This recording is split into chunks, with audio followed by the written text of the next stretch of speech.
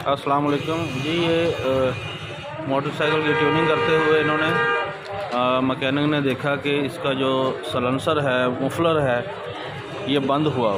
उसको खोलने की जो कोशिश कर रहा है। तो हाँ भाई मुनव्वर, क्या हो रहा था ये? इसके अंदर कार्बन बहुत ज़्यादा जमा हो गए थे। ये देखो, ये निकाला है हम लोगों ने, ठीक है, देख रहे हो। हाँ सारा इसके सिलेंसर के अंदर पेट्रोल डाला हुआ है। अच्छा, ठीक है, तो इससे बेहतर हो जाए। अगर ये बंद हो जाए तो क्या होता? बंद होएगा, गाड़ी आपकी गर्म होगी। ठीक है, अच्छा उसके बाद गाड़ी का साउंड नहीं होगा। अच्छा अच्छा अच्छा। तो मसला मसाइल होते हैं।